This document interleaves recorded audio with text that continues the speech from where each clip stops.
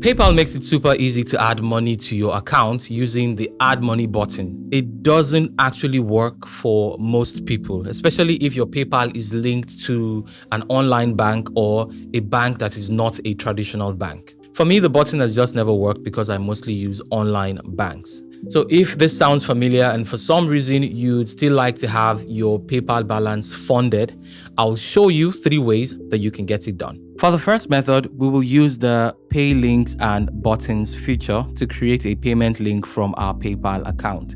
You can select between payment link and QR code or payment buttons. Enter the name and description of the product or service. Description is optional. Then you can set a price or leave it open for any price to be entered.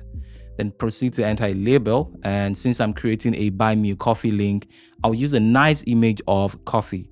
There are other advanced features which I won't care about for now. And once it's done, I can preview the payment form on the right and click on build it to make it go live.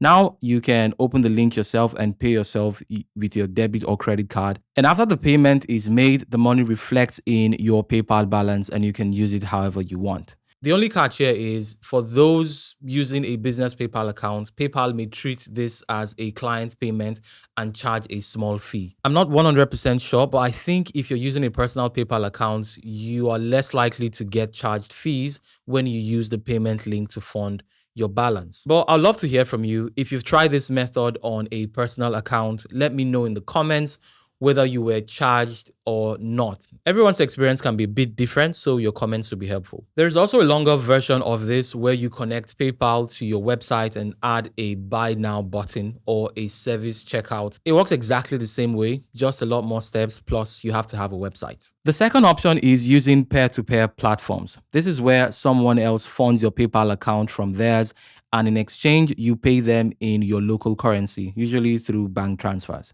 Platforms like AirTM help make this process safer because they act as a middleman and reduce the chances of getting scammed. That being said, it's still a P2P method, so always double check who you're dealing with. There are other platforms out there, but AirTM is the one I personally recommend because it's built specifically for things like this.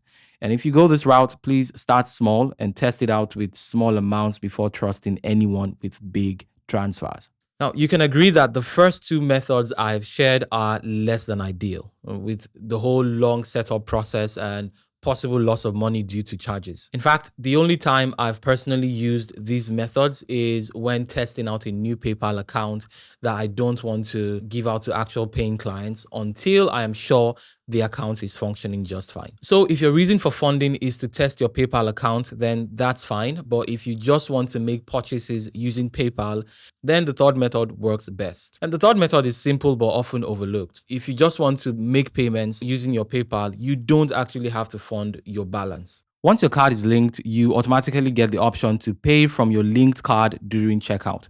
All you need to do is make sure your card is funded, so your balance can be zero, but as long as your card is funded and linked, you can still check out using PayPal. This is actually my preferred method of funding and using my PayPal for purchase. There is no extra steps, no fees, and your money stays in your card instead of PayPal. So if PayPal ever freezes your account, as they are known to do, your funds are not stuck inside of PayPal. They are still safe in your card. If you have your own methods of funding your PayPal account that I have not mentioned, leave it in the comments. I'm always curious to learn new tricks.